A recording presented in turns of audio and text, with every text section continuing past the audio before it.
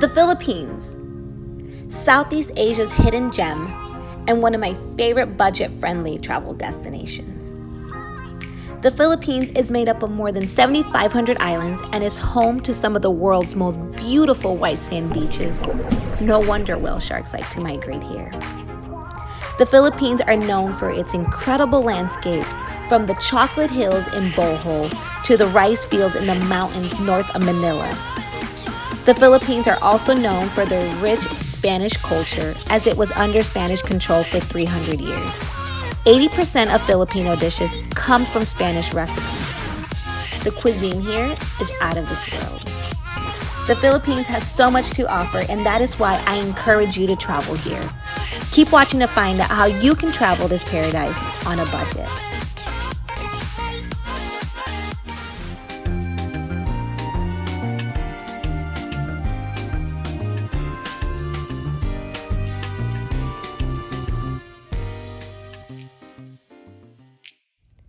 So, how does one travel on a budget? In order to travel on a budget and keep your budget, you're gonna have to break it down into 4 categories. The 4 categories include transportation, accommodation, food, and fun. These categories are pretty much self-explanatory. The Philippines are a cluster of islands, so you're gonna have to fly or take a ferry to your destination, unfortunately. Accommodation, because you need somewhere to sleep. Food, because you need daily fuel. And fun, because who doesn't want to enjoy some island hopping and swimming with whale sharks? Am I right? Okay, so now that we understand that, now we must pick and choose where we like to splurge and where we like to save.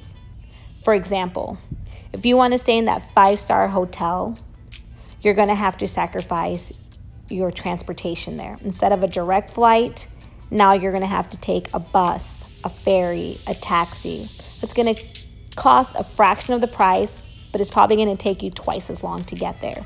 But that is the sacrifice you're taking for staying at a 5-star hotel.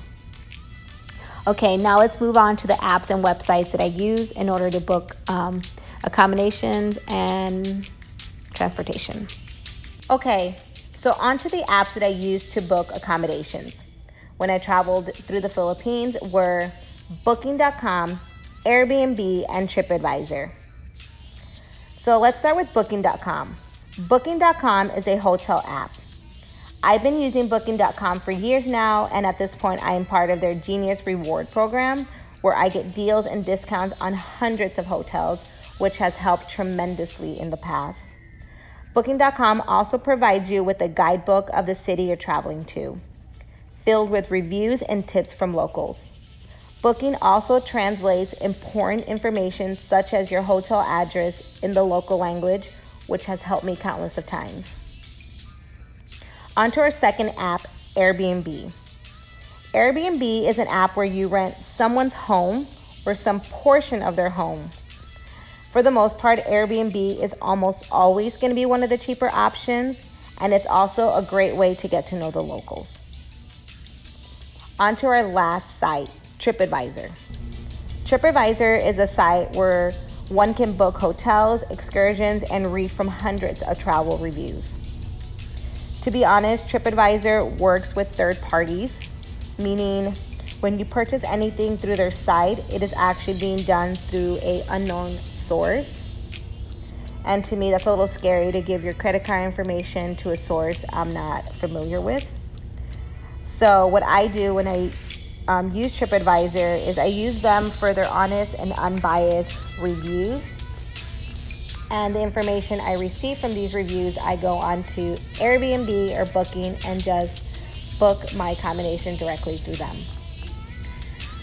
Another thing I wanted to mention is that there's so many other resources for booking accommodation that I didn't get to mention, but are worth listing. So I'm going to list a few of my favorite accommodation apps or websites down below. And another thing is I want to give you a couple tips when booking accommodation. My first tip is to start researching early. Be patient and take your time. You don't want to rush into the first deal that you see and then being happy with it, but there's nothing you can do because you've already purchased it. Another tip I have is to always travel with at least another person. That way, you'll be able to cut your accommodation costs in half. Okay, let's move on to the websites I use to book all of my transportations. Let's start with Google Flights. Google Flights is an online booking search service, which facilitates the purchase of airline tickets through third-party suppliers. So just like TripAdvisor, I do not purchase anything through Google Flights. Instead, I use them to help me search through hundreds of airlines until I find an airline that fits my budget. Then I go directly through their website and purchase my ticket through them. The next 3 sites I use are Philippines' top cheapest and most reliable airlines: Cebu Pacific, Philippine Airlines, and AirAsia.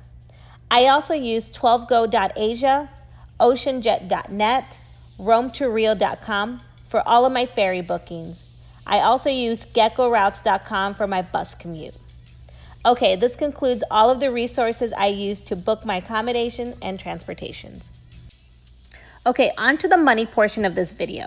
Let's get into our first category, transportation. When I created this mock 1-month travel itinerary, I wanted to add a range of cities to give you the idea of just how far your dollar can go.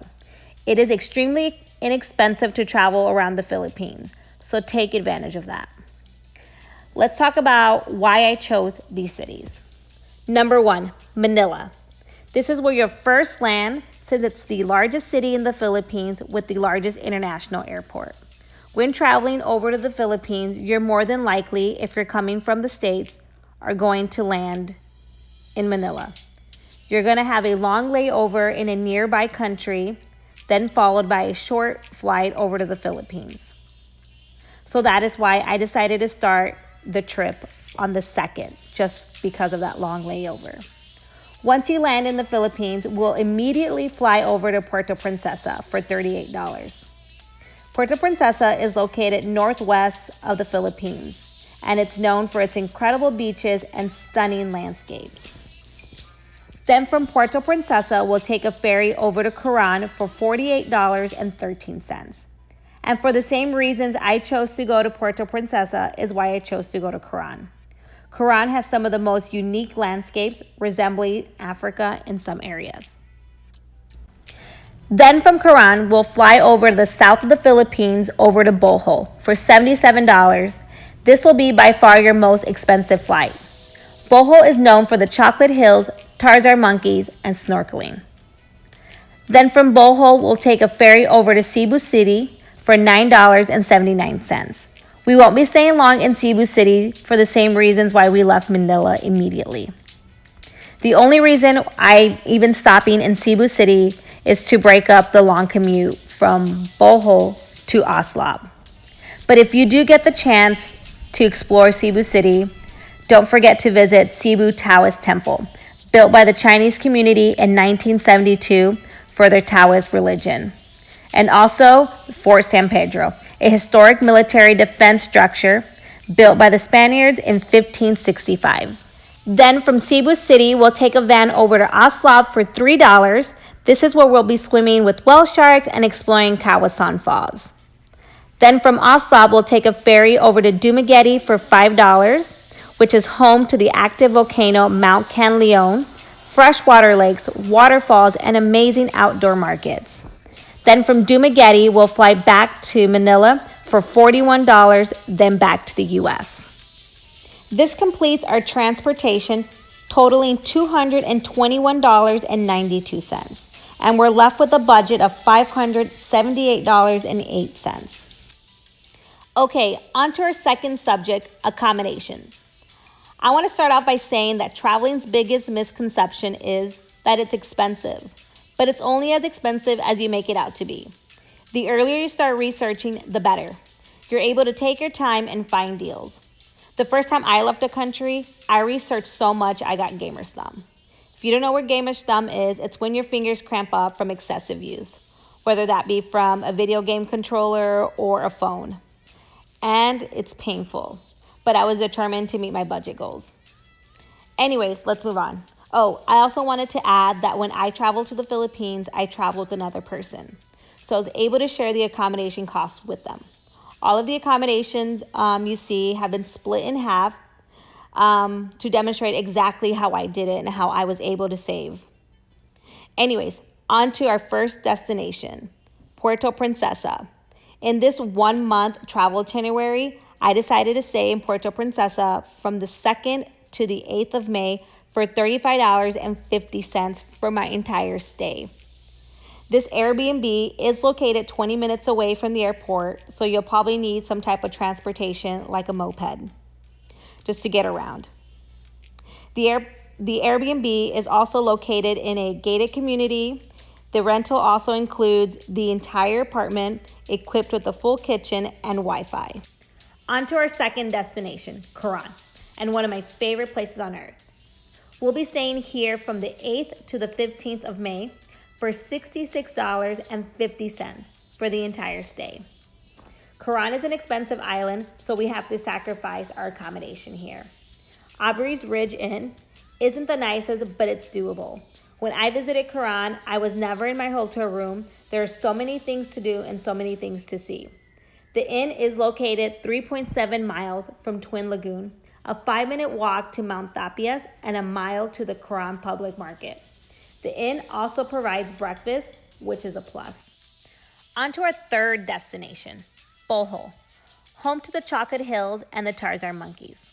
We'll be staying here from the 15th to the 23rd for a total of $68. This Airbnb is located 6 minutes away from Alona Beach, a very popular beach due to its white sand coastline and nightlife.